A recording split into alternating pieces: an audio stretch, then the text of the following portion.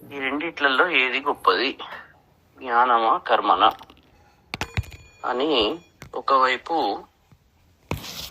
నువ్వు సన్యాసం గొప్పది అంటున్నావు, ఒకవైపు యోగం అంటున్నావు. ఇది ఏంది కథ అని మళ్ళీ అడుగుతున్నాడు అర్జునుడు. సన్యాసం కర్మణాం కృష్ణ పునర్యోగం చ శంస్పసి యచ్ఛ్రేయ ఏతయోరేకం తన్మే బ్రూహి సునిశ్చితం. ఈ రెండిట్లలో ఏదైతే ఉన్నదో ఏంది సన్యాసం. కృష్ణ సన్యాసం శంస అదే ఒక ఈ కర్మలు దీనివల్ల ఏమి రాదు అని అంటున్నావు. దాని సన్యాసాన్ని నువ్వు ప్రశంసిస్తున్నావు ఒకవైపు. పునః యోగంచ యోగాన్ని కూడా ప్రశంసిస్తున్నావు. అసలు నువ్వు ఏ పార్టీ? ఆ పార్టీ మంచిది అంటున్నావు, ఈ పార్టీ మంచిది అంటున్నావు. ఏ పార్టీ?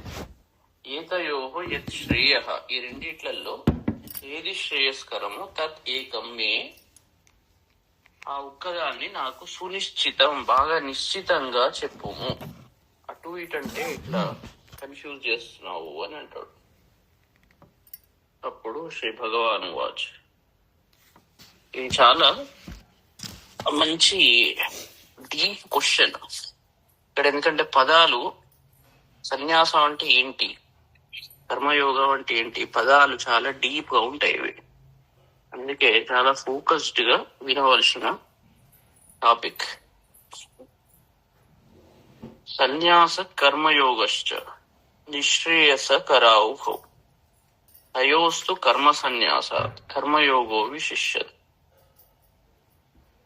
అంటే ఏం చెప్తున్నాడు? సన్యాస కర్మయోగశ్చ, ఈ రెండు కూడా సన్యాసము కర్మయోగము ఉభవు రెండు కూడా నిశ్రేయసకరవు, రెండు శ్రేయస్సును ఇచ్చేవే, అంటే మోక్షాన్ని ఇచ్చేవే. కానీ తయో కర్మ సన్యాసాత్ కర్మయోగో విశిష్యతే, కానీ రెండిట్లలో కర్మ సన్యాసం కంటే కర్మయోగం విశిష్టంగా ఉంటుంది. అదే నా ప్రిఫరెన్స్ అని చెప్తున్నాడు. ఇక్కడ సన్యాసం అంటే ఏంది, కర్మయోగం అంటే ఏంది, కర్మ సన్యాసం అంటే ఏంది, కర్మయోగం అంటే ఏంది అనే డౌట్ వచ్చింది. మరి మళ్ళీ చూడండి, కన్ఫ్యూజ్ ఎట్లా చేస్తుందో. ఫస్ట్ మొత్తం చదువుకుంటూ పోయినాక మళ్ళీ డీటెయిల్స్ చెప్తా. ఇక్కడ ఫస్ట్ పాయింట్ ఏం చెప్తున్నాడు? రెండు మంచివే, కానీ రెండిట్లలో కర్మ సన్యాసం కంటే కర్మయోగం గొప్పది అంటున్నాడు. తర్వాత జ్ఞేయస్స నిత్య సన్యాసి యో నద్వేష్టి నకాంక్షతి నిర్ద్వంద్వో హి మహాబాహు సుఖం బంధాత్ ప్రముచ్యతే. యహ నద్వేష్టి, ద్వేషించడు, నకాంక్షతి సహ నిత్య సన్యాసి జ్ఞేయ, ఎవరైతే ఎవరిని ద్వేషించడో, ఏది కొత్తగా కోరుకోడు, అంటే కోరిక, రాగము, ద్వేషము ఇది కావాలి అనుకోడు, తర్వాత ఎవరిని ద్వేషించడు, అతను నిత్య సన్యాసి, నిత్యము సన్యాసి. ఇది జ్ఞేయ, ఈ విధంగా మీరు తెలుసుకోవాల్సింది. ఆ విధంగా అతను తెలుసుకోబడతాడు. మహాబాహో నిర్ద్వంద్వ బంధాత్ సుఖం ప్రముచ్యతే, అంటే సుఖ దుఃఖాది ద్వంద్వాలు లేనివాడు ఎవరైతే ఉంటారో నిర్ద్వంద్వ, వాడు బంధాత్ సుఖం ప్రముచ్యతే, బంధం నుండి అనాయాసంగా విడువబడతాడు. ప్రముచ్యతే. మళ్ళీ ఇక్కడ ఏమంటున్నాడు? నిత్య సన్యాసి స్థితి చెప్తున్నాడు. అతను మరి ఇంతకుముందు చెప్పిన కర్మ సన్యాసాత్ కర్మయోగో విశిష్యతే అన్నాడు. అంటే ఈ నిత్య సన్యాసి అక్కడ కర్మ సన్యాసాత్ స్థితిలో ఉండాలా ఏంటి? ఇక్కడ మళ్ళీ రెండు విరుద్ధంగా కనబడుతున్నాయి. తర్వాత మళ్ళీ ఏం చెప్తున్నాడు? సాంఖ్యయోగౌ పృథక్ బాలా ప్రవదంతి నా పండితా ఏకం అప్యాస్థిత సమ్యక్ ఉభయోర్ విందతే బలం. సాంఖ్యయోగౌ పృథక్ బాలా ప్రవదంతి. సాంఖ్య యోగం, సాంఖ్యము యోగము ఇవేవైతే రెండు ఉన్నాయో పృథక్ వేరు వేరు అని, బాలాహ అంటే తెలివి తక్కువ పిల్లలు అన్నట్టు. తెలివి తక్కువ అంటే అర్థం ఏంటంటే పిల్లలు, పిల్లతనం, ఇంకేమి మెచ్యూర్ కాలేదు. మెచ్యూర్ కాని వాళ్ళు ఏమంటారు? సాంఖ్యము వేరు, యోగము వేరు అంటారు. సాంఖ్యము అంటే బుద్ధి యోగం, జ్ఞాన యోగం. ఇది యోగం అంటే కర్మయోగం. పృథక్, ఈ రెండు వేరు అని ప్రవదంతి. కానీ పండితాహ నా, పండితులు మాత్రం ఆ విధంగా చెప్పరు, రెండు ఒకటి అంటారు. ఏకం సమ్యక్ ఆస్థితః అపి ఉభయోః ఫలం విందతే. ఈ రెండిట్లలో ఒక్కదాన్ని అవలంబించినా కూడా రెండిటి ఫలం దొరుకుతుంది అంటున్నాడు. ఇక్కడ ఏమంటున్నాడు, సాంఖ్యము యోగము రెండు సమానము, ఏది ఒకటి ఉపాసించినా కూడా రెండవది లభిస్తుంది అని ఇక్కడ చెప్తున్నాడు. అక్కడనో కర్మ సన్యాసాత్ కర్మయోగో విశిష్యతే అన్నాడు, ఇక్కడ నిత్య సన్యాసి. ఇప్పుడు దీన్ని ఎట్లా అన్వయించుకుంటారు ఈ మూడింటిని? ఒకదానికొకటి కొంతవరకు ఎక్స్ప్లెయిన్ చేయాలంటే, క్వశ్చన్లు అన్ని ఆన్సర్ చేయాలంటే చాలా కష్టం. యత్సాంఖ్యైః ప్రాప్యతే స్థానం తద్యోగైరపి గమ్యతే ఏకం సాంఖ్యంచ యోగంచ యపశ్యతి సపశ్యతి. మళ్ళీ దాన్ని కన్ఫర్మ్ గట్టిగా చెప్తున్నాడు. సాంఖ్యైః యత్ స్థానం ప్రాప్యతే, సాంఖ్యుల చేత ఏదైతే స్థానం పొందబడుతుందో తత్ యోగై అపి, యోగులతో కూడా గమ్యతే పొందబడుతుంది. సాంఖ్యం యోగంచ, సాంఖ్యము యోగము రెండు, యహ ఏకం పశ్యతి, ఎవరైతే సమానంగా చూస్తారో, స పశ్యతి, వాడు మాత్రమే చూపు కలిగి ఉన్నవాడు అన్నట్టు. ఎవరైతే దీన్ని రెండింటిని సమానంగా చూస్తారో దాంతో ఏదైతే పొందబడుతుందో దీంతో కూడా అదే పొందబడుతుంది. రెండింటిని సమానంగా చూసిన వాడే నిజమైన చూపు కలిగిన వాడు, అంటే జ్ఞాని అన్నట్టు. వాడుగాడే ఇంతకుముందు చెప్పినట్టు బాల కాదు, పిల్లవాడు కాదు, అతను పండిత. ఇప్పుడు దీన్ని ఇట్లా అన్నిటిని అర్థం చేసుకోవాలి. ఇక్కడ ఆపుదాం. ఆపి ఫస్ట్ ఏం చెప్తున్నాడు, సన్యాసం అంటే సన్యాసం కంటే కర్మయోగం గొప్పది అంటున్నాడు. ఇక్కడ రెండొకటి అంటున్నాడు. ఇక్కడ ఫస్ట్ దాంట్లో గొప్పదని చెప్పాడు, ఇక్కడ రెండు ఒకటి అంటున్నాడు. ఒకటి కాదు అని అనుకుంటే వాడు పిల్లవాడు అంటున్నాడు. అంటే అక్కడ సన్యాసం అనే మాట చెప్పింది కర్మ సన్యాసం. ఇప్పుడు రెండు రకాలుగా ఉంటుంది సన్యాసం, కర్మ. సన్యాసం అంటే ఏంటి? కర్మ విషయంలో సన్యాసం అంటే కర్మ వదిలిపెట్టాడు ఒకడు. ఏంది? కర్మలు ఆచరించడం కష్టం. ఇప్పుడు అర్జునుని పరిస్థితి ఎట్లా ఉన్నది అంటే, నేను యుద్ధం చేయను, ఇక్కడి నుంచి వెళ్ళిపోతాను, వెళ్ళిపోయి నేను సన్యాసం స్వీకరిస్తాను అని అంటున్నాడు. ఇప్పుడు చాలా మంది అట్లనే ఉన్నారు, చాలా మంది ఉంటారు కూడా. అంటే పరిస్థితి నుంచి వెనుకకు తిరిగి నేను పని చేయకుండా ఉంటాను, ఏదో సాధిస్తాను, పని చేయకుండా సన్యాసి అవుతాను అనుకుంటారు. అనుకొని బయటికి వెళ్ళిపోతారు. కానీ అది జ్ఞానము లేని సన్యాసి పరిస్థితి అన్నట్టు. వాడికి జ్ఞానం లేదు, విషయం తెలియదు ఇంకా, కానీ పనులన్నీ వదిలిపెట్టి కూర్చొని ఏదో చేద్దాము అనుకుంటాడు అన్నట్టు.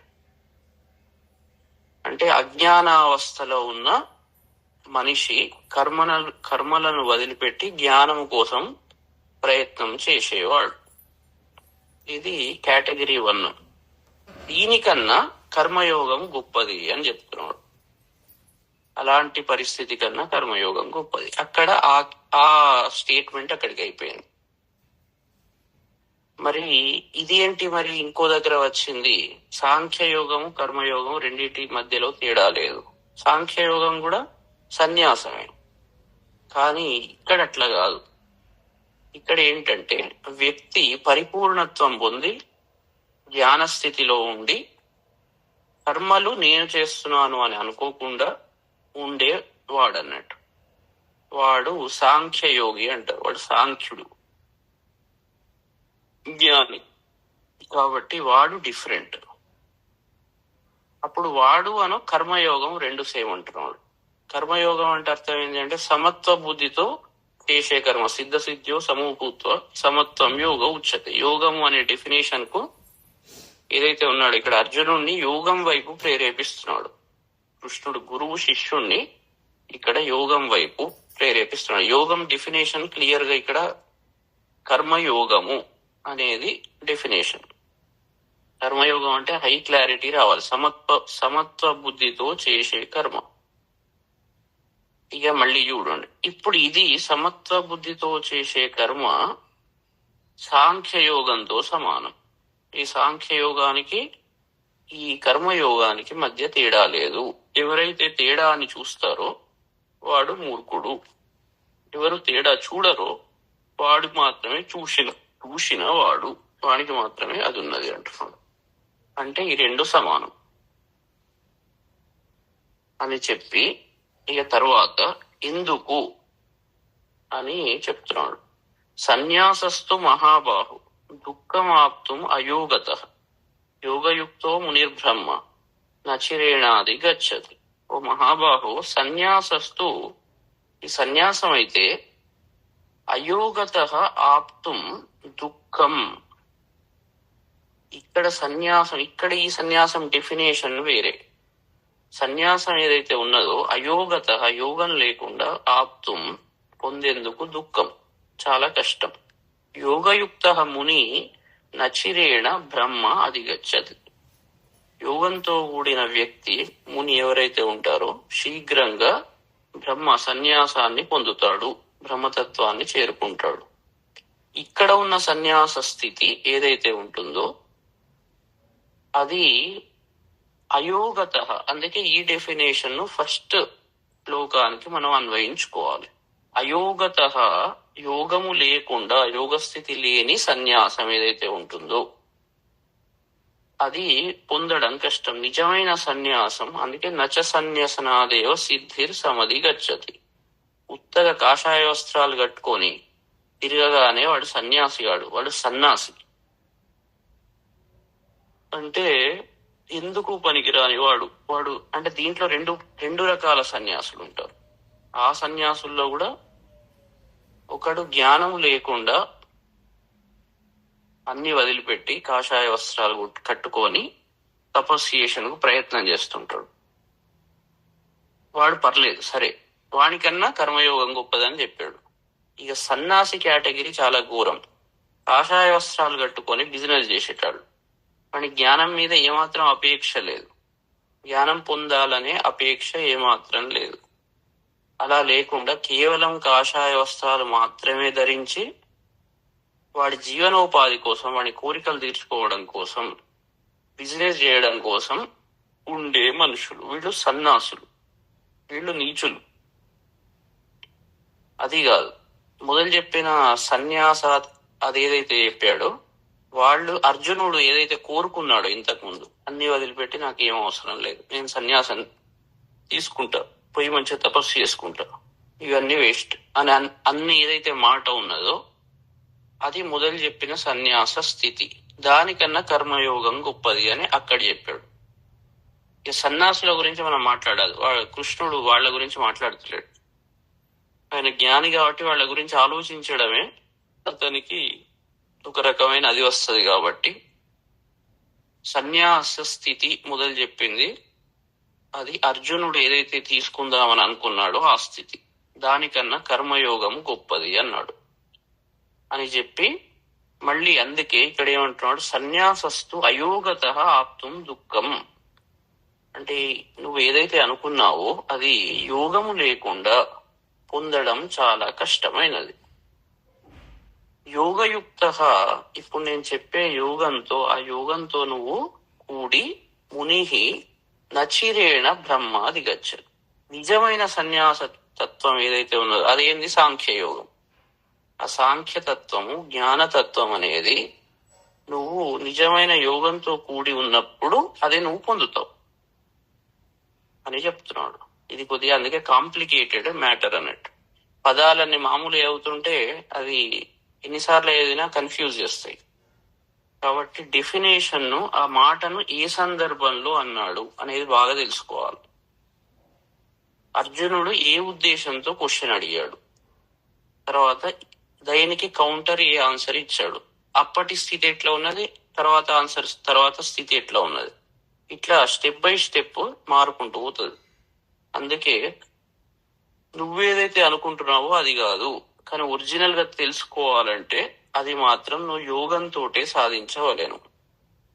సమత్వ బుద్ధితో కూడిన కర్మ వల్ల అది యోగ స్థితి. ఆ యోగ స్థితితో మాత్రమే నువ్వు ఏదైతే సన్యాసం అని అనుకుంటున్నావో, నిజమైన సన్యాసం, ఉపనిషత్ జ్ఞానం ఏదైతే ఉన్నదో దాన్ని చేరుకోవడానికి అది ఒక్క నిమిషంలో ఇలా చెప్తే వచ్చేది కాదు, దానికి సాధన చేయాలి. కాబట్టి నువ్వు ఆ స్థితికి పోవాలంటే ఇక్కడి నుంచే పోవాలి, ఈ మార్గం ద్వారానే పోవాలి. కాబట్టి నువ్వు ఈ మార్గం అవలంబించు. ఈ రెండిట్లలో తేడా లేదు, ఎందుకంటే ఇది పరిపూర్ణమైనప్పుడు అది పరిపూర్ణం అవుతుంటది. నువ్వు ఇది ఎంత పరిపూర్ణం అవుతుంటదో అది అంత పరిపూర్ణతకు చేరుకుంటది. రెండు ప్యారలల్ నడుస్తూ ఉంటది అన్నట్టు. కాబట్టి నువ్వు ఇది రెండిట్లలో తేడా చూడకు. నువ్వేదైతే అనుకున్నావో అది చాలా దుఃఖంతో కూడి ఉంటది అని చెప్తున్నాడు. తర్వాత యోగయుక్తో విశుద్ధాత్మ విజిత్మా జితేంద్రియ సర్వభూతాత్మ భూతాత్మ కుర్వన్నపి న లిప్యతే. అందుకే భగవద్గీత అర్థం చేసుకోవడం అంత ఈజీ కాదు. ఇది ఎన్నిసార్లు ఏదైనా దాంట్లో కొత్తదనమే కనబడుతుంటది. తర్వాత ఒక్క చదవడం తోటే కాదు, కానీ సాధన ఇక్కడ కృష్ణుడు గురు రూపంలో చెప్తున్నాడు, శిష్యుడు వింటున్నాడు. వినంగానే ఒక్కసారికే మొత్తం అర్థం అయిపోతే అది అట్లా ఉండదు. అని మళ్ళీ చెప్పినట్టు పరిపూర్ణ శుద్ధి వచ్చే వరకు మనం ఆలోచిస్తూనే ఉండాలి, విషయాలను వినుకుంటూ. శ్రవణం, మననం, నిధ్యాసనం ఇవి మర్చిపోవాలి. ఫండమెంటల్ ప్రొసీజర్ ఇది. విన్నది విన్నట్టు మళ్ళీ ఆలోచించాలి, మననం చేస్తూ ఉండాలి, ధ్యాసలో పెట్టుకోవాలి. ఏం చెప్తున్నాడు? యోగయుక్త విశుద్ధ ఆత్మ. ఈ యోగంతో కూడిన వాడు, అంటే యోగం అంటే సమత్వ బుద్ధి. మళ్ళీ అక్కడ డెఫినేషన్ ప్రతిదానికి దానికి ఆ విషయాలన్నీ దానికి అటాచ్ కావాలి.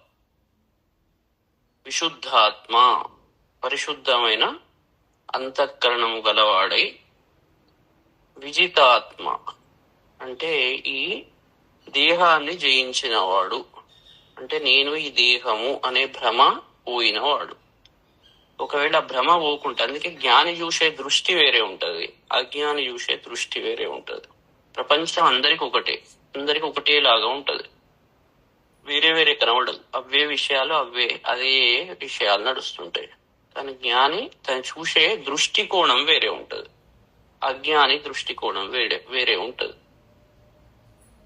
అందుకే గురువు జ్ఞాన ప్రకాశం, అతను వ్యక్తిగా చూడొద్దు. అజ్ఞాని వ్యక్తిలాగా చూస్తాడు, జ్ఞాని ఒక జ్ఞాన ప్రకాశం లాగా చూస్తాడు. ఆ ప్రకాశం ఏమైతుంది? వీళ్ళలో ఉన్న అంధకారం ఉన్నంత వరకు వ్యక్తిలాగా కనబడతాడు. అందుకే శిష్య ధర్మము ఈ అంధకారం పోగొట్టుకోవడానికి సిద్ధం కావాలి. అదే ముఖ్యమైన పరిపూర్ణ శుద్ధి. అంధకారం పోవాలి అని సిద్ధం కావాలి.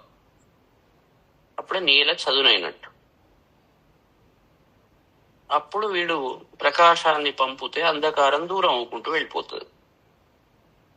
అప్పుడు ఎప్పుడైతే ఆ జ్ఞాన ప్రకాశం వచ్చినప్పుడు ప్రపంచాన్ని చూసే దృష్టి మారిపోతుంది. అది సేమ్ విషయాన్ని వీడు వేరేలాగా చూస్తాడు, అజ్ఞాని ఒకలాగా చూస్తాడు. అందుకే విజితాత్మ అంటే ఈ దేహ భ్రాంతి జీవాత్మతత్వాన్ని జయించిన వాడు. జితేంద్రియ. ఎప్పుడైతే జీవాత్మతత్వం వెళ్ళిపోతుందో అతను ఇంద్రియ తత్వాలను, ఇంద్రియాలు అంటే మళ్ళీ ఏవైతే ఇంద్రియాలు ప్రవర్తిస్తుంటాయి అవి తోచినట్టే అవి ఆలోచిస్తుంటాయి, అట్లా కాకుండా జ్ఞానతత్వంతో కూడిన వాడైనప్పుడు ఇంద్రియాలు జయింపబడతాయి. సర్వభూతాత్మ భూతాత్మ అంటే సమస్త భూతాలకు అతను అంతరాత్మగా ఉంటాడు. అలాంటి స్థితిలో ఉన్న జ్ఞాని కుర్వన్నపి న లిప్యతే.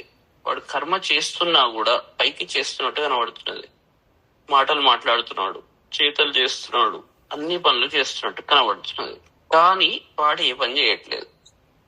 నా లిప్యతే. అలాంటి వాడు మాత్రమే, అలాంటి స్థితిలో ఉన్న జ్ఞాని అన్ని పనులు లోక సంగ్రహాయ, అన్ని లోకాన్ని మంచి మార్గంలో పట్టుకపోవడానికి, అక్కడ ఏదైతే ఉన్నదో యథా యథాహి ధర్మస్య ఆ స్థితిని పట్టుకరావడానికి, అంటే ధర్మం యొక్క ముఖ్య ఉద్దేశం ఏంటంటే జ్ఞానం వైపు పట్టుకపోవాలి. అదే ధర్మం.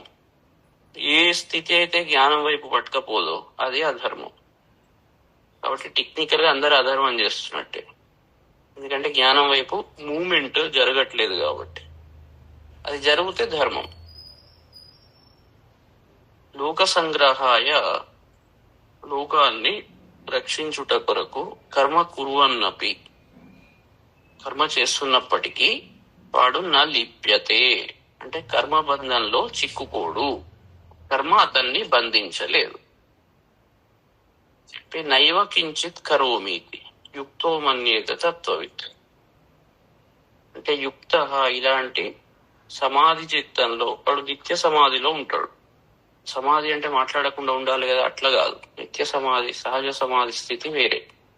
అలా ఉన్న వ్యక్తి ఆ చిత్తంలో ఉన్న తత్వవిత్, ఈ తత్వవేత్త కించిత్ నైవ కరోమి అసలు అతను ఏమీ చేయట్లేదు అని మన్యేత అతను తలుచుకోవాలి. అంటే అతని స్థితి ఏ విధంగా ఉండాలి అని చెప్తున్నాడు.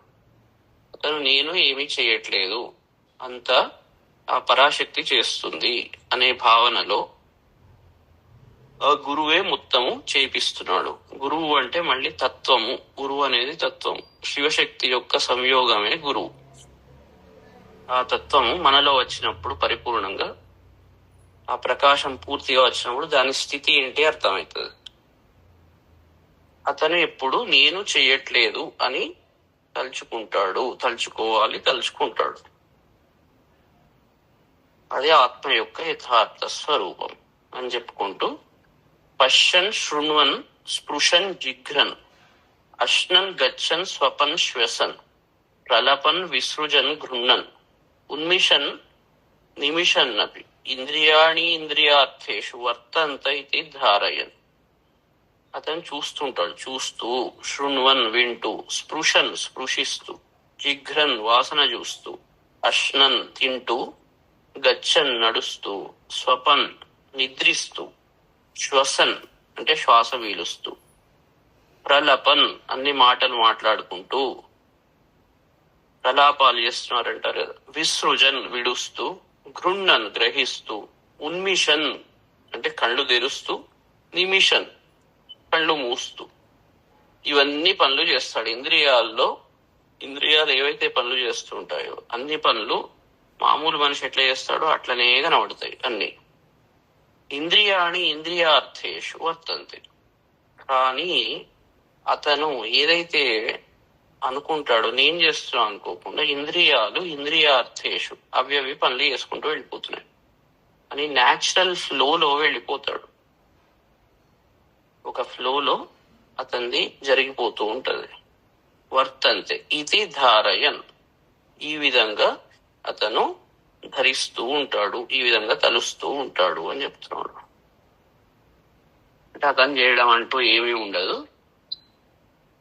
ఆ పరమాత్మనే మొత్తం నడిపిస్తూ ఉంటాడు అతని శరీరం ద్వారా. ఎందుకంటే అతను గురువుకు సర్వసమర్పణ, ఆ విద్యా జ్ఞానాన్ని పొందాడు అన్నట్టు. విద్యా ప్రకాశాన్ని గురువుకు సర్వసమర్పణ చేసి నేను అనే భావాన్ని పూర్తిగా దహింపజేసి ఆ గురువు ద్వారా ఆ జ్ఞానాన్ని స్వీకరించాడు. అదే ప్రకాశము అన్నట్టు. ఆ ప్రకాశాన్ని మళ్ళీ గురు పరంపర ద్వారా మళ్ళీ ప్రవర్తింపజేస్తాడు. ఇక్కడ కృష్ణుడు అదే పని చేస్తున్నాడు. బ్రహ్మణ్యాదాయ కర్మాణి సంగం త్యక్త్వా కరోతి యః లిప్యతే నస పాపేన పద్మపత్రమివాంబస. ఇప్పుడు ఆ విధంగా తత్వవిత్ ఎలా ఉంటాడు, అతని ప్రవృత్తి ఏ విధంగా ఉంటుంది. యః బ్రహ్మణి ఆదాయ, అతని చిత్తం ఎప్పుడు ఆ బ్రహ్మతత్వంలో ఉంచి సంగం త్యక్త్వ పదం యొక్క ఆసక్తిని వదిలిపెట్టి కర్మాణి కరోతి కర్మలను చేస్తాడో సహ పద్మపత్రం అంబసా ఇవ, అతను తామరాకు ఎలా తామరాకు మీద అంబస అంటే నీటి చేత, తామరాకు మీద నీళ్లు ఉంటే ఎట్లా ఉంటాయో అట్లా ఉండి పాపేన న లిప్యతే, అతను అంటుకోడు దేనికి, పాపం చేత అతను అంటుకోడు అని చెప్తున్నాడు. కాయేన మనసా బుద్ధ్య కేవలైరింద్రియైరపి యోగిన కర్మ కుర్వంతి సంగం త్యక్త్వా ఆత్మశుద్ధయే. యోగులు ఎవరైతే ఉన్నారో సంగం త్యక్త్వ, దానికి అటాచ్మెంట్ ఏదైతే ఉంటుందో సంగం, ఆసక్తి, దాన్ని వదిలిపెట్టి కాయేన శరీరంతో, మనస్సుతో, బుద్ధితో, కేవలై ఇంద్రియై ఇంద్రియాలతో, ఆత్మశుద్ధయే అంటే అంతఃకరణ శుద్ధి కొరకు మాత్రమే కర్మ కుర్వంతి. ఈ పనులన్నీ ఎందుకు చేస్తున్నారు వీళ్ళు అంటే అంతఃకరణ శుద్ధి, అంటే చేయవలసిన పనులను అవి చేస్తూనే ఉండాలి, అవి ఆగొద్దు. కానీ అతని జ్ఞానతత్వంతో అవి ఏం చేస్తున్నా కూడా చేస్తున్నట్టు కాదు, దేనికి అతను అంటుకోడు అని ఇది చెప్తున్నాడు. యోగ స్థితి ఎట్లా ఉంటుందో అవి చేయకుంటే, ఆ రకంగా ఈ సమత్వ బుద్ధితో అతను చేయకుంటే అతను పరమాత్మ తత్వం, సహజ సమాధి స్థితి, దాన్ని పొందలేడు. కాబట్టి చేసుకుంటూ పోవాల్సిందే. ఒక భృత్యుడు స్వామి కోసం ఎట్లనైతే చేస్తుంటాడో, ఇవన్నీ పరమేశ్వరుని కోసం ఈ సమస్త కర్మలను నేను చేస్తున్నాను, అక్కడ నాకు మోక్షం కావాలి అనే ఫలం విషయంలో కూడా అతను సంఘాన్ని వదిలిపెడతాడు. అది కూడా కావాలి, అది కూడా ఒక కోరికనే. కాబట్టి అన్నిటినీ వదిలిపెట్టి ఎవరైతే చేస్తారో అతను ఇలాంటి దానికి కూడా లిప్తుడు కాడు, అటాచ్ కాడు అన్నట్టు. ఈ విధంగా చేయాలి. అందుకే అన్నిటికీ లాస్ట్కి ఎక్కడికి వస్తుందంటే, జ్ఞానం లేకుంటే ఏవి సరిగ్గా చేయలేము. అందుకే జ్ఞానాగ్ని దగ్ధ కర్మాణం భస్మసాత్ కురుతే అర్జున అని చెప్పినట్టు, జ్ఞానం లేకుండా ఏ పని కూడా సరిగ్గా ఉండదు, చేసే పని సరిగ్గా ఉండదు, లోపల ఆలోచనలు సరిగ్గా ఉండవు, తర్వాత ఇహలోకంలో సక్సెస్ ఉండదు, పరలోకంలో సక్సెస్ ఉండదు. అంటే లాస్ట్కి ఎక్కడికి వస్తుంది? జ్ఞానం ఎక్కడి నుంచి వస్తుంది అంటే గురువు నుంచి వస్తుంది. బ్రహ్మ అంటే వేదం నుంచి వస్తుంది.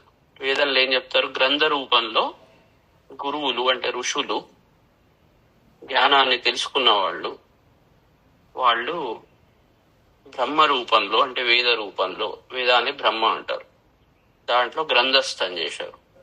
అది మళ్ళీ అర్థం కావాలంటే ఏది ఉన్నా కూడా మళ్ళీ అర్థం చేసుకోవాలి. ఇప్పుడు భగవద్గీత ఉన్నది బాగున్నది, లక్షల కొద్ది కూడా పారాయణాలు చేసిన వాళ్ళు ఉన్నారు. కానీ దాని తత్వం అర్థం కాకుంటే అది ఎంత చదివినా అర్థం కాదు. అన్ని దగ్గరనే ఉంటాయి, కానీ అది చూపెట్టేవాడే గురువు. ఎవరైతే ఆ విషయంలో ఉన్న ఆ తత్వాన్ని చూపెట్టేవాడే గురువు. ఇక్కడ కృష్ణుడు అదే విషయాన్ని అర్జునుడికి, కృష్ణార్జునులు అంటే ఎవరు కాదు, గురు శిష్యులు అన్నట్టు. భగవద్గీత అంటే అందుకే చూడండి, ఎన్నో గీతలు వేరే కూడా వచ్చినాయి, కానీ దీనికే ఇంత ప్రాశస్త్యం వచ్చింది. అది కూడా గురు శిష్యుల మధ్య బోధనే. కానీ దీంట్లో లోకం నడవడానికి అనేక పద్ధతులు, ఒక్క పద్ధతి కాదు, అనేక పద్ధతులు. పూర్తిగా కన్ఫ్యూజ్డ్ స్టేట్ లో ఉన్న ఒక వ్యక్తికి గురువు ఏ విధంగా బోధిస్తాడు, ఎన్ని రకాలుగా అతన్ని అప్డేట్ చేస్తాడు. ఒక్క విషయంలో చెప్తే నడవదు, మళ్ళీ వాడికి కొత్త డౌట్ వస్తుంది, మళ్ళీ దాన్ని రిజాల్వ్ చేసుకోవాలి. అది అయిపోగానే ఇంకోటి కనబడాలని మళ్ళీ వాడికి ఇంకోటి వస్తుంది. ఒకదాని నుంచి ఒకదానికి అన్ని లింకులు పరిపూర్ణంగా తెలియనంత వరకు ఎక్కడనో చోట కన్ఫ్యూజన్ ఉండనే ఉంటది. కాబట్టి ఈ అభ్యాసం అనేది అది నడుస్తూనే ఉండాలి. ఎప్పటి వరకు అంటే ప్రకాశం మొత్తం నిండి నేను అనే భావం ఎగిరిపోయి గురువు ఆలోచనలే వీణి ఆలోచనలు. గురువు ఆలోచనలు అంటే అర్థమైంది, ఒక ప్రకాశం, అది మొత్తం వీళ్ళలో నిండినప్పుడు అప్పుడు పరిపూర్ణం అవుతాడు. అప్పుడు ఇది ఏదైతే ఉన్నదో పంట, అంటే నేను ఎప్పుడు పరిపూర్ణమైనట్టు నాకు అర్థం కావాలి అంటే, పరిపూర్ణంగా లోక కళ్యాణం కోసం వీడు పనిచేసుకుంటూ ఏం చేస్తున్నా అనే భావన లేకుండా సర్వం గురువే మొత్తం చేపిస్తున్నాడనే భావన వచ్చినప్పుడు అప్పుడు వేసిన బీజం కోతకు వచ్చింది అనుకోవాలి. అంతవరకు నడుస్తూనే ఉండాలి. అన్ని చోట్ల డౌట్లు వస్తూనే ఉంటాయి. ఎక్కడ పర్ఫెక్షన్ అనేది మనం పొందలేకపోతాం. ప్రతి దాంట్లో ఎక్కడనో చోట దోషం వస్తుంటది. అది ఎందుకు వస్తుంటది అంటే జ్ఞానం వల్ల దోషం వస్తుంటది. కాబట్టి ఈ ప్రాక్టీస్ ఏదైతే ఉంటుందో అది చేసుకుంటూ పోవాలి. ఎప్పుడైపోతుంది అని క్వశ్చన్ వచ్చిందంటేనే అక్కడ అజ్ఞానం అన్నట్టు. వేరే అనుమానాలు రావు ఆ స్థితిలో. ఎందుకంటే కేవలం సాధన మాత్రమే మిగులుతుంది. అది చేసుకుంటూ పోవుడు ఒకటే ఉంటుంది. వాడికి వేరే ఆలోచనలకు అవకాశం ఉండదు. కాబట్టి అప్పటి వరకు చదువుకుంటూ పోవుడే అంతే. వినడం, సాధన చేసుకుంటూ పోవడం. సమయాన్ని కూడా మనం వదిలిపెట్టాలి. ఇప్పటి వరకు ఇంకేంటి అనే ఆలోచనలు చేస్తున్నామంటే కూడా అది ఏం చేస్తుంది అంటే ట్రాప్ చేస్తుంది. అయితే కేవలం అతను ఇంద్రియాలు చేస్తున్నవి. సమయం అంతా, కాలం అంతా ఇంద్రియాలకు, మనస్సుకు. ఒరిజినల్ వాణి తత్వానికి సమయం సంబంధమే లేదు. కాబట్టి అతీత స్థితికి చేరుకున్నవాడు ఇట్లా లిమిటేషన్స్ తెచ్చుకోడు. తర్వాత యుక్త కర్మ ఫలం త్యక్త్వా శాంతిం ఆప్నోతి నైష్టికి అయుక్త కామకారేణ ఫలే సత్తో నిబధ్యతే. యుక్త కర్మఫలం త్యక్త్వా అంటే యుక్త అంటే సమాహిత చిత్తం కలిగిన వాడు ఎవరైతే ఉంటారో ఆ సమాధి చిత్తంలో ఉన్నవాడు కర్మఫలం త్యక్త్వా ఈ ఫలాన్ని వదిలిపెట్టి నైష్టికీం శాంతిం ఆప్నోతి అంటే ఆ నిష్ఠ యందు, చేసే ప్రాసెస్ యందు ఆ నిష్ఠ ఏదైతే ఉందో, జ్ఞాన నిష్ఠ, కర్మనిష్ఠ రెండు ఒకటే, తేడా ఏం లేదు. ఆ చూసే విధానంలో ఉంటది అంతే. ఆ నిష్ఠ యందు మాత్రమే అతని మనస్సును పెట్టి శాంతిం ఆప్నోతి శాంతిని పొందుతాడు. అంటే చదివేవాడు చదువు మీదనే దృష్టి పెట్టాలి గాని పరీక్షలో పాస్ అవుతానా లేదా, ఎంత రావాలి ఏంటి అని లెక్కలు పెట్టుకోకుండా చదువు మీద ఫోకస్ చేయాలి. అది నిష్ఠ అన్నట్టు. అలాంటి విద్యానిష్ట నేర్వడం మీదనే దృష్టి పెట్టాలి అంతే. ఆ నేర్వడం మీదనే దృష్టి పెడితే ఆ విషయం కరెక్ట్ గా ఎక్కుతుంది. అటు ఇటు తిరుగుతున్నది అంటే చెప్పిన విషయం ఎక్కదు. అదే చెప్తున్నాడు, కర్మఫలము అంటే మళ్ళీ టైం ఎప్పటి వరకు అయిపోతుంది అంటే కూడా అదొక ఫలం ఆశించినట్టు. మనం చెప్పే విషయం మీద మాత్రమే దృష్టి పెట్టినప్పుడు వానికి వేరే చిత్తం ఎటు పోదు. అలాంటి వానికి మాత్రమే శాంతి దొరుకుతుంది. అయుక్త సమాహిత చిత్తుడు కానివాడు కామకారేణ అంటే ఒక కోరికతో ప్రేరేపింపబడి ఫలే సక్త ఫలం మీద వానికి ఆసక్తి. ఎప్పుడు ఏంటి, ఏం వస్తుంది, ఇలా ఉంటది అన్ని ఫ్యూచర్ లో వాడిది నడుస్తుంటది లేదా పాస్ట్ లో నడుస్తుంటది. అట్లా కాకుండా ఉన్నప్పుడు వానికి శాంతి వస్తుంది. కానీ ఫలం యందు ఆసక్తి కలవాడైతే నిబధ్యతే వాడు బంధింపబడతాడు, ఈ కర్మకు బంధింపబడతాడు. కాబట్టి నిష్ఠ మీద దృష్టి పెట్టండి. అంటే చేసే అది జ్ఞాననిష్ట, కర్మనిష్ట. చేసే పని చేస్తుంటే ఆ పని మీద బాగా ధ్యాస పెట్టి పని చేయండి. జ్ఞానం చేసేటప్పుడు, పొందేటప్పుడు జ్ఞానంలో కూడా మల్టిపుల్ లేయర్స్. అది శబ్ద రూపంలో మొదలై నిశ్శబ్ద స్థితి వరకు వెళ్ళిపోతుంటుంది. ఒక్కొక్క లేయర్ కట్ అవ్వుకుంటూ పోతుంది. కాబట్టి ఏ పని చేసినా పని మీద ధ్యాస పెట్టి మనం వేరే చిత్తాలన్నిటినీ పక్కకు పెట్టాలి. అంటే పరిపూర్ణమైన ఏకాగ్రత. అది చేసినప్పుడు మాత్రమే సహజ సమాధి స్థితి పొందుతారు. అంతవరకు ఈ కర్మలకు వాడు బద్ధుడవుతాడు. అటు అటు ఊగిసలాడుతున్నదంటే మనస్సు, వాడు కర్మకు బద్ధుడవుతాడు అని చెప్తున్నాడు. సర్వకర్మాణి మనస సన్యస్యాస్తే సుఖం వశి నవద్వారే పురే దేహి నైవ కుర్వన్ న కారయన్.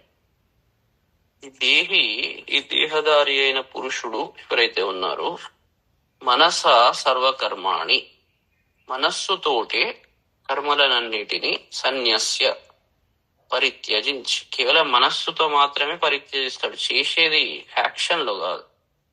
వశీ అంటే కంట్రోల్లో ఉండి, నైవ కుర్వన్ అంటే ఏమీ చేయట్లేదు, నా కారయన్ అంటే ఏమీ చేయించట్లేదు, వాడు ఏం చేస్తులేడు, ఏమీ చేయిస్తలేడు. నవద్వారే పురే సుఖం ఆస్తే, ఈ 9 ద్వారాలు ఉన్న ఈ దేహం ఏదైతే ఉందో ఇదే పట్టణం. త్రిచక్రము అంటే అక్కడ బయట ఉన్నది కాదు, మనలోనే ఉన్నది. కానీ బయట చేయాలి. మళ్ళీ రెండు ఒకదానికొకటి జాగ్రత్త. నవద్వారే పురే సుఖం ఆస్తే, దీంట్లో సుఖంగా వాడు ఉంటాడు అని చెప్తున్నాడు. అంటే శరీరంలోనే నవద్వారాలు ఉన్నాయి. 2 కళ్ళు, పైననే 7, కింద 2. ఈ 9 ద్వారాలు ఉన్న పురంలో సుఖంగా అతను అన్నిటినీ, సమస్త కర్మలను త్యజించి అంటే మనస్సుతో త్యజించి ఉంటాడు. అందుకే సాంఖ్యయోగము కర్మయోగము 2 సేమ్. కర్మయోగం ద్వారానే పరిపూర్ణ సాంఖ్యయోగాన్ని అందుకుంటాడు, పనులు చేయకుండా కూర్చొని కాదు. ఇప్పుడు ఈ పని, చెప్పే పని చేయకుంటే వినేవాళ్లకు విషయం వ్యాప్తి కాదు. ఇది కర్మ. వాక్కు అనేది కర్మేంద్రియం. కర్మేంద్రియం ద్వారా ఇప్పుడు కర్మ జరుగుతున్నది. ఈ కర్మ లేకుంటే అది ఏమైతుంది అంటే వ్యాప్తి, ప్రకాశం ముందరికోదు, లోక గతి ముందరికి నడవదు. కాబట్టి కర్మ చేయవలసిందే. కానీ కర్మ చేసేవాడు ఎట్లా ఉంటాడంటే, ప్రకాశాన్ని, నేను సూర్యుడు ప్రకాశిస్తూ నేను ప్రకాశిస్తున్నాను అని అనుకోడు, ప్రకాశిస్తూ ఉంటాడు అంతే. నేను ప్రకాశిస్తున్నాను అంటే మళ్ళీ అక్కడ సరిగా చేయలేడు, ప్రకాశించలేడు. కాబట్టి సూర్యునిలాగా మనం దాన్ని నేర్చుకోవాలి. అక్కడి నుండి నేను చేస్తున్నాను అనుకోడు, తన పని తను చేసుకుంటూ పోతాడు. అదేవిధంగా జ్ఞాని కూడా అన్నిటినీ మనస్సుతో సన్యసించి, అన్ని చేస్తున్నా చేయకుండా ఉండి, ఈ సుఖం మన దేహంలో నవద్వారపురి, దాంట్లో అరుణంలో చెప్తారు, ఇమానుకంభోనాశీషదేవ ఇంద్రశ్చ విశ్వేచ దేవ యజ్ఞంచ నస్తంచ ప్రజాంచ ఆదిత్యైరీంద్ర సహశీషదాత్ అష్టాచక్ర నవద్వార దేవానాం పురయోధ్య తస్యాగము హిరణ్మయ కోశ స్వర్గోలోకో జ్యోతిషావుడు అని. అందుకే యోవైతాం బ్రహ్మణో వేద, ఆ తత్వాన్ని ఎవరైతే తెలుసుకుంటారో అమృతేన ఆవృతాం పురి, వాళ్ళు ఆ పరబ్రహ్మను చేరుకుంటారు అని చెప్పి. అలా నేను మొత్తం వదిలిపెడతా, ఇప్పుడు దాన్ని ఏరుకుంటా అంటే అది నీకు సాధ్యము కాదు. ఈ కర్మ చేసుకుంటే నువ్వు అది చేయాలి అని. ఒక్కదానికొకటి చాలా ఇంటర్లింక్డ్ ఉన్నాయి. ఎక్కడ మిస్టేక్ చేసినా రాంగ్ దాంట్లో పడుతుంది. అందుకే జాగ్రత్తగా ఈ సాధనా సమయంలో, అందుకే గురువు చాలా అవసరం. ఎందుకంటే మనిషి కొద్దిగా తెలియగానే అటువైపు ఉరుకుతుంటది అన్నట్టు బ్రెయిన్. అన్ని లింకులు సరిగా చేసుకోకుంటే ఒకవైపు పడిపోతుంటది. మొత్తం సాధన ఒక పరిపూర్ణ స్థితి వచ్చే వరకు అక్కడ లేకుంటే ఎక్కడనో చోట మనిషి తప్పుతాడు. కాబట్టి ఎప్పటికప్పుడు అప్డేట్ అయితే ఉంటది అన్నట్టు. బ్రెయిన్ లో ప్రాసెస్ లో ఒక్కొక్కటి అప్డేట్ అవ్వుకుంటూ పోతుంటాయి. అందుకే ఇది నడుస్తూనే ఉండాలి. కొద్దిగా తెలియగానే అయిపోయింది, నాకంతా తెలిసింది అని ఎవ్వరు అనుకోవద్దు. క్లాస్ లో యూనివర్సిటీలో జాయిన్ కాగానే మొత్తం టాపిక్స్ అని చెప్పానా తెలిసింది పై టాపిక్లు చూసి అనుకుంటే దాని లోతు పోయినా కొద్దీ అర్థమవుతుంటది. ఇంకా లోతరే తెలిసింది అనుకున్నా మళ్ళీ కొత్తగా అనిపిస్తున్నది ఏంది, అట్లనే ఉంటది. రోజు కొత్తగానే ఉంటది అది. కాబట్టి అది అట్లనే నడవాలి. ఎక్కడ తెలిసింది అనే భ్రమలో మాత్రం పడొద్దు ఎవరు. నా కర్తృత్వం నా కర్మాణి లోకస్య సృజతి ప్రభు నా కర్మ ఫలం సంయోగం స్వభావస్తు ప్రవర్తతే. ప్రభుః లోకస్య కర్తృత్వం న సృజతి. ఈ ఆత్మ ఏదైతే ఉంటుందో లోకస్య కర్తృత్వం, ఈ లోకానికి కర్తృత్వాన్ని అంటే నేను చేస్తున్నా అనేది ఏదైతే ఉంటుందో నా సృజతి పుట్టించదు. అంటే ఒరిజినల్ వాని స్వభావం ఏదైతే ఉంటుందో కర్తృత్వాన్ని క్రియేట్ చేయగలదు. కర్మాణి నా, కర్మలను కూడా క్రియేట్ చేయదు. కర్మఫల సంయోగం నా, ఈ కర్మఫలంతో సంయోగం కూడి ఉండుట ఏదైతే ఉందో సంబంధము అది కూడా సృజించదు, సృష్టి చేయదు. కానీ స్వభావ ప్రవర్తతే, అంటే ప్రకృతిలో ఏదైతే ఉంటుందో అతని స్వభావము, ఇంద్రియాల స్వభావము, ప్రారబ్ధ కర్మ ద్వారా వచ్చిన స్వభావం, అది ఆ స్వభావము అది దానికదే ప్రవర్తిస్తూ ఉంటుంది. ఇది ఇంద్రబాబు, ఇది ఇట్లా అన్ని చాలా కాంప్లికేటెడ్ ఉన్నాయి, అందుకే అవి ఎక్కువ పట్టించుకోవద్దు. అందుకే ఇంతకుముందు ఏం చెప్పా, పరాశక్తి అంటే ప్రకృతి అన్నట్టు, అది తన పని తను చేసుకుంటూ వెళ్ళిపోతుంది. అది ఎట్లా కావాలన్నా అట్లనే చేస్తుంటారు. ఇప్పుడు మీరు వినాలి అనే అది ఉన్నది, వింటూ ఉంటారు. మీ ఏకాగ్రత మీ స్వభావాన్ని బట్టి మీకు ఎంత ఎక్కానో అంత ఎక్కుతుంది. కాబట్టి ఆ చేసే పని చేసుకుంటూ వెళ్ళిపోవాలి. ఇక్కడ నేను చేస్తున్నా అని అనుకోవద్దు. తర్వాత ఆ కర్మఫలంతో ఇప్పుడు ఏం వస్తుంది నాకు అని ఆలోచించద్దు. మీ స్వభావమే మిమ్మల్ని డ్రైవ్ చేసుకుంటూ పోతుంది. కాబట్టి నీ స్వభావం క్షత్రియ స్వభావం కాబట్టి నువ్వు యుద్ధం చేయడం నీ లక్షణం. నువ్వు వద్దనుకున్నా మళ్ళీ ఇప్పుడు పోతావు, మళ్ళీ అనగానే మళ్ళీ వస్తావు, కన్ఫ్యూజన్ లో పడతావు. అట్లా కాదు.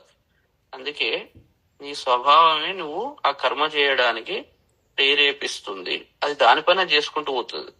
నువ్వు దాన్ని నేను చేస్తున్నా అని భ్రమలో పడకు అని చెప్తున్నాడు.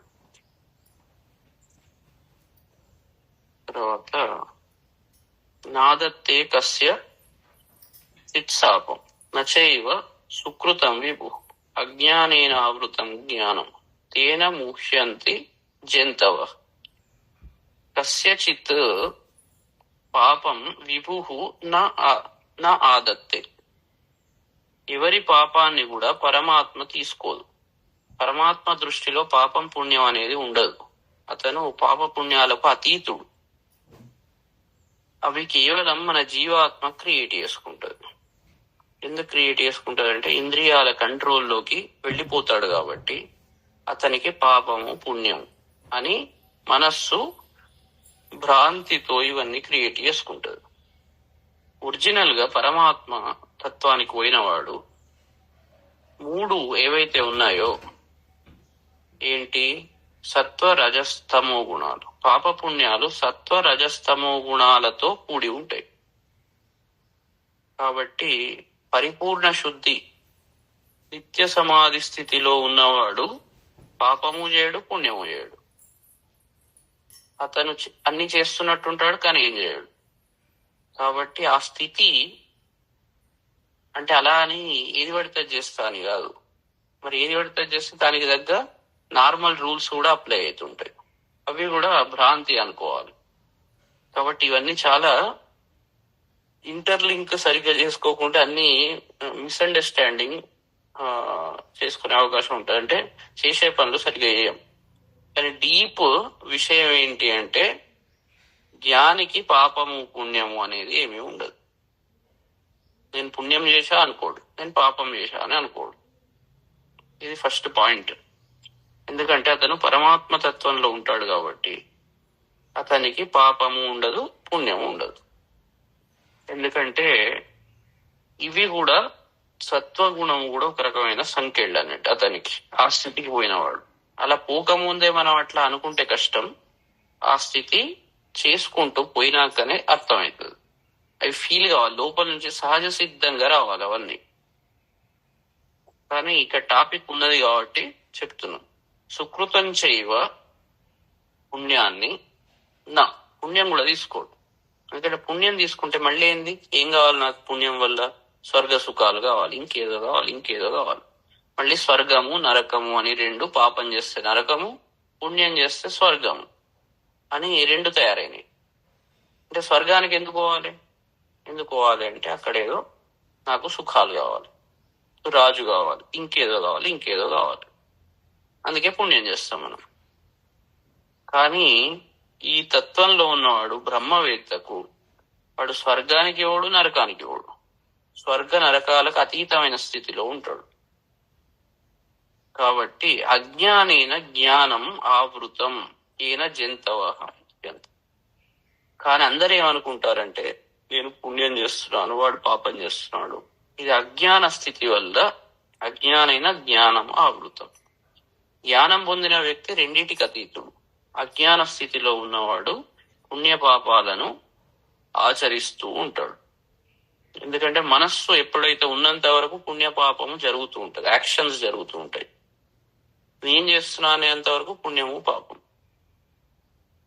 కాబట్టి అతీత స్థితిలో అట్లా ఉంటుంది. ఈ అజ్ఞానం వల్లనే ఈ మనుష్యులు ఈ రకంగా మోహం చెందుతున్నారు అని అంటున్నాడు. మళ్ళీ అట్లా చేయకుంటే ఎట్లా అంటే మనం చేయాలి. మనం ఫస్ట్ లెవెల్లో ఉన్నప్పుడు మనం ఏదైతే ఫస్ట్ సమస్థితికి రావాలి. ఫస్ట్ ఈ టాప్ ఎందుకు చెప్తున్నాం అంటే అది తెలిస్తే ఏదైతే గోల్ ఉంటుందో ఫైనల్ డెస్టినేషన్ స్థితి తెలిస్తే మనం ఎక్కడ ఉన్నాం మనకు కొంత అర్థమవుతుంది. అర్థమై అటు పోవాలంటే అది ఒక జర్నీ. ఇక్కడ కూడా ఇవన్నీ మైల్ స్టోన్స్. ఒక్కొక్క మైల్ స్టోన్ దాటుకుంటూ పోవాలి. ఆ స్థితి వచ్చినప్పుడు వాడు ఏం మాట్లాడకుండా నోరు మూసుకొని కూర్చుంటాడు. అది అట్లా నోరు మూసుకోవాలంటే మళ్ళీ ఇవన్నీ కండిషన్స్ అప్లై చేసుకోండి. ఇప్పుడు మీకు ఆలోచన స్థితికి అతీత స్థితికి వెళ్ళిపోతారు. ఏ ఆలోచనలు ఉండవు. అట్లా ఈజీగా రాదు. కాబట్టి స్టెప్ బై స్టెప్ పోవాలి. అలాంటి స్థితిలో ఉన్నవాడు అతను ఈ అన్నింటినీ జయిస్తాడు. అతనికి ఇవన్నీ ఉండవు బేసికల్ గా. జ్ఞానం అందుకే అంత ఇంపార్టెంట్. ప్రపంచంలో మనం నాకు ఇంత ఆస్తి ఉన్నది, ఇన్ని పొలాలు ఉన్నాయి, ఇంత డబ్బు ఉన్నది, దీంతోటే ఇంత అధికారం ఉన్నది, ఇదే సంపద అని అనుకుంటాం. మొత్తం భూమండలం వాడికి మొత్తం ఉన్నా కూడా అది జ్ఞానం యొక్క ఒక చిన్న కణంతో కూడా సరిపోదు. జ్ఞానం యొక్క విలువ జనాలకు అర్థం కాదు. ఎందుకంటే అజ్ఞానంలో ఉన్నారు కాబట్టి, ఇంద్రియ లోలులు కాబట్టి జ్ఞానం యొక్క వాల్యూ తెలియదు. జ్ఞానం యొక్క ఆస్తి, దాని విలువ ఏదైతే ఉంటుందో అది భూమండలాలు 1000 కోట్ల భూమండలాలు ఇచ్చినా కూడా జ్ఞానం ఏమంటాడంటే జ్ఞానమే కావాలని అంటాడు. అది దాని వాల్యూ. అందుకే మనం ఏ ఆస్తి అందుకే ప్రయారిటైజేషన్ ఎప్పుడు జ్ఞానం వైపే ప్రయారిటైజేషన్ ఉండాలి. చేస్తులేరు, అట్లా చేయట్లేదు అంటే వీడు బేసికల్ గా ఇంద్రియ లోలుడు అన్నట్టు. ఇంద్రియాలంటే వానికి బాగా దాని నుంచి వచ్చే వీటికే మోహం చెందుతూ ఇంకా నాకేదో ముక్తి వచ్చింది అని అనుకుంటూ ఉంటారు. కానీ జ్ఞానం విలువ అన్నిటికీ అతీతం. అది వచ్చినప్పుడే పట్టుకోవాలి. మళ్ళీ దొరకాలంటే దొరుకుతుందా? అవన్నీ ఆలోచించుకోవాలి ప్రతి వాడు. జ్ఞానేనతు తదజ్ఞానం ఏషాం నాశితం ఆత్మన తేషాం ఆదిత్యవత్ జ్ఞానం ప్రకాశయతి తత్పరం. జ్ఞానేన ఏషాం ఆత్మన, ఈ జ్ఞానంతో ఎవరి యొక్క ఆత్మకు సంబంధించిన ఆత్మన అంటే ఆత్మ యొక్క అజ్ఞానం నాశితం. ఇది దీని యొక్క ఇంతకుముందు చెప్పినట్టు ఇది ఒక ప్రకాశం. ఈ ప్రకాశంతో ఎవరి ఆత్మలో ఉన్న చీకటి, అజ్ఞానం అంటే చీకటి, జ్ఞానం చేత అజ్ఞానం నశింపజేయబడుతుందో, అంటే ప్రకాశం చేత అంధకారము నశింపజేయబడుతుందో తేషాం జ్ఞానం, వాళ్లకు ఆ ప్రకాశం ఎట్లా ఉంటదంటే ఆదిత్యవత్, సూర్యుని వలె తత్పరం ప్రకాశయతి, ఆ సూర్యునిలాగా ఆ పరతత్వాన్ని అతని హృదయంలో ప్రకాశింపజేస్తుంది అని చెప్తున్నాడు. ఆ స్థితికి వచ్చినప్పుడు అతను కేవలం ప్రకాశ స్వరూపుడు. అందుకే గురువు జ్ఞాన ప్రకాశ స్వరూపుడు అని ఇంతసేపు చెప్పాడు. అతను వ్యక్తి అనేది కాదు. ఎందుకంటే ఆ జ్ఞానంతో అది ప్రకాశమై సూర్యునిలాగా వెలుగొందుతాడు. ఆ తత్వమే పరతత్వం. కాబట్టి దాని యొక్క ఇంపార్టెన్స్ చెప్తున్నాడు. దాని యొక్క వాల్యూ ఈ ప్రపంచంలో సృష్టిలో ఏది ఇవ్వలేదు, దాంతో కంపేర్ చేయలేము. కాబట్టి అన్నిటికన్నా అది ఎప్పుడు మనిషికి టాప్ ప్రయారిటీ ఉండాలి. ఉండనంత వరకు మూర్ఖుల్లాగా ఈ అజ్ఞానాంధకారంలో తిరుక్కుంటూ ఉండాల్సిందే. మనకు అది తిరుక్కుంటూ కూడా దాంట్లో భర్తృహరి కొన్ని శ్లోకాలు చెప్తుంటే కొన్ని ఘోరంగా ఉంటాయి, కానీ అంటే మనం ఎంత మూర్ఖత్వంలో ఉంటాం. దీంట్లోనే తిరుక్కుంటూ కూడా సిగ్గుపడం. ఈ అజ్ఞానాంధకారంలో తిరుక్కుంటూ కూడా సిగ్గు అనిపించదు. మనం ఇదే ఎంజాయ్ చేస్తుంటాం. దీన్నే ఆహా ఎంత అద్భుతంగా ఉన్నది అని అది చేస్తుంటాం. కాబట్టి అవి కొన్ని చెప్తుంటే ఘోరంగా అనిపిస్తుంది, కానీ అప్పుడప్పుడు సిగ్గుపడాలి. ఇంత వాల్యుబుల్ దాన్ని పక్కకు పెట్టి అర్థం పర్థం లేని వాటికి మనం ప్రయారిటీ ఇచ్చి జీవితంలో ఎంత మనం కోల్పోతున్నాము, భగవంతుడు ఇచ్చిన కాలాన్ని ఎలా వ్యర్థం చేస్తున్నాము అని తెలుసుకోవాలి. అందుకే మామూలు ఫిజికల్ ఆస్తిపాస్తులు ఇచ్చిన దానికన్నా ఈ జ్ఞానం ఇచ్చిన గురువుకి అందుకే ఇంపార్టెన్స్ అనేది ఇచ్చారు. కారణం దానివల్ల అతని మొత్తం వ్యక్తిత్వం అంతా అంధకారం అంతా, జీవాత్మ అంటే ప్రపంచంలో జీవాత్మ ఎందుకు వచ్చింది? అంధకారంలో ఉన్నాడు కాబట్టి జీవాత్మ రూపంలో వచ్చింది. ఆ అంధకారాన్ని పూర్తిగా తుడిచిపెట్టి జ్ఞానం అనే ప్రకాశం చేత నింపుతాడో అలాంటి వాడు ఎవరైతే ఉంటారో అతని హృదయంలోనే వెలుగుతాడు. వెలగడం అంటే హృదయంలో అతను వెలుగుతాడంటే అర్థం ఏంటంటే అతని జ్ఞానము సూర్యుని లాగా అతనిలో వెలిగి గురువు లాగా తయారవుతాడు. వాళ్ళిద్దరి మధ్య అప్పుడు అందుకే భేదం ఉండదు. శివశక్తుల్లాగా వాళ్ళ మధ్య భేదం ఉండదు అంటే అర్థం ఇది అన్నట్టు. ఆ జ్ఞానము అతని హృదయంలో ప్రకాశం లాగా వెలుగుతుంది. అప్పుడు అతను వ్యక్తిగాడు, జ్ఞాన ప్రకాశ రూపంలో ఉంటాడు. కాబట్టి తేడా అనేది ఉండదు అని చెప్తున్నాడు. తర్వాత తద్బుద్ధయత్ తదాత్మానస్ తన్నిష్ట తత్పరాయణ గచ్చంత్య పునరావృత్తి జ్ఞాన నిర్ధూత కల్మష. తద్బుద్ధయ ఇప్పుడు ఎవరైతే ఉంటారో దీన్ని అందే బుద్ధి గలవారు అని, బుద్ధి మొత్తం ఆలోచనలు మొత్తం దీని మీదనే.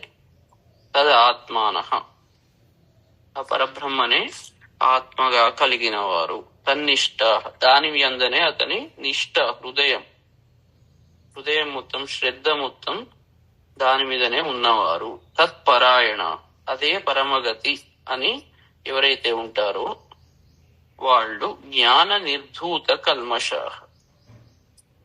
జ్ఞానము అనే దాని చేత కడిగి వేయబడిన కల్మషం, కడిగిన వాళ్ళు అంటే వాళ్ళలో ఉన్న కల్మషము అంటే అజ్ఞానము అన్నట్టు, మూర్ఖత్వం. ఆ మూర్ఖత్వం అంతా జ్ఞానంతో కడిగి వేయబడి అలాంటి స్థితిలో ఉన్న యతులు వాళ్ళు అపునరావృత్తి అంటే మళ్ళీ ఆవృత్తి, జన్మ మరణం, మళ్ళీ నాకు పుట్టుక చావు, ఇది ఏదైతే ఉంటుందో అలాంటి ఆవృత్తి లేని స్థితి, జన్మ మరణాలకు అతీతమైన స్థితి అంటే సంసారమిగా మళ్ళీ ఉండదు. అలాంటి స్థితిని గచ్చంతి పొందుతారు అని చెప్తున్నాడు. అందుకే గురువు దాని వల్ల, ఈ జ్ఞానం వల్ల, గురువు ద్వారా వచ్చిన జ్ఞానం వల్ల వ్యక్తి ముక్తిని పొందడం అంటే జన్మ మరణాలు లేని స్థితి. అది కోరద్దు కానీ అది వచ్చేస్తుంది. వెంటబడితే రాదు, న్యాచురల్ గా రావాలి. కాబట్టి మనం నిష్ట మీద చిత్తం పెట్టాలి. ఆ నిష్ట మీద చిత్తం పెట్టి అదే హృదయము, దాని అందే మన ఆలోచనలు, అదే మన పరమగతి అని ఎవరైతే ఉంటారో అలాంటి వాళ్ళు గురువు ఇచ్చిన జ్ఞానం ద్వారా వాళ్ళల్లో ఉన్న కల్మషం, మూర్ఖత్వం అంతా వెళ్ళిపోయి ఈ స్థితిని, అపునరావృత్తి స్థితిని పొందుతారు అని చెప్తున్నాడు. తర్వాత ఫైనల్ ఒకటి చెప్పి, విద్యా వినయ సంపన్ని, బ్రాహ్మణే గవిహస్తి తుని చైవ శ్వపాకే చ పండితాః సమదర్శినః. ఇలాంటి వ్యక్తి విద్యా వినయ సంపన్నే. అంటే ఈ జ్ఞాని ఎవరైతే ఉంటారో ఇప్పుడు చెప్పిన వ్యక్తి విద్యా వినయాలతో కూడిన బ్రాహ్మడు ఎవరైతే ఉంటారో అతని యందు, గవి అంటే గోవు యందు, అస్థిని అంటే ఏనుగు యందు, శునిచైవ కుక్క యందు, శ్వపాకేచ అంటే కుక్కను వండుకొని తినేవాణి యందు, పండిత సమదర్శిన వీడందరినీ ఒకటేలాగా చూస్తాడు అన్నట్టు. మరి ఒక్కలాగా చూస్తే అట్లెట్లా ఉంటది అంటే అది అట్లనే ఉంటది అంతే. అది ఆ స్థితి సంపాదించినప్పుడు ఎలా ఉంటది, ఆ స్థితి పండు తిన్నప్పుడు దాని టేస్ట్ ఎట్లా ఉంటది అర్థమవుతుంది. ఇది లాజిక్ చెప్పేందుకు అందదు కాబట్టి ఆ స్థితి అది అట్లనే ఉంటది. ఇది చెప్తున్నాడు. ఇప్పుడు మంచి ఈ శివరాత్రి కూడా దగ్గరికి వస్తున్నది. జ్ఞానంచ శంకరాదిచ్చి మోక్షం ఇచ్చే జనార్దన అని అంటారు. శంకరుడు ఏమిస్తాడంటే జ్ఞానం ఇస్తాడు. అంటే జీవాత్మ పరమాత్మ ఐక్యస్థితి, శివశక్తి ఐక్యస్థితి, గురు శిష్య ఐక్యస్థితి, ఇది ఏదైతే ఉంటుందో ఏకత్వము, ఏకం సద్విప్ర బహుదా వదంతి, అన్నిట్లలో ఏకత్వాన్ని చూసే స్థితి అది రావాలి. అది రావాలి అంటే చెప్పినవి మంచిగా ధ్యానించాలి, పనులు చేసుకుంటూ పోవాలి, మంచిగా చేసుకుంటూ పోవాలి, చెప్పినవన్నిటిని అర్థం చేసుకుంటూ పోవాలి. ప్రాసెస్ ఎండవుడు ఉండదు. టైం అన్ని ఏది ఆలోచించకండి, నిష్ట మీద చిత్తం పెట్టండి. ఇది ఇంకెంత 11 రోజులు ఉన్నది. మనం మొదలుపెట్టి భగవద్గీత గురువారం మొదలుపెట్టాం, చతుర్థి, మళ్ళీ వాళ్ళ చతుర్థి గురువారం. ఇప్పుడు ఒక లైన్ క్లారిటీ వచ్చింది. ఆ క్లారిటీ పట్టాలను వదిలిపెట్టకుండా ట్రైన్ నడుస్తూనే ఉండాలి అంతే. అదే ప్రాసెస్. శుభం. మళ్ళీ రేపు కలుద్దాం.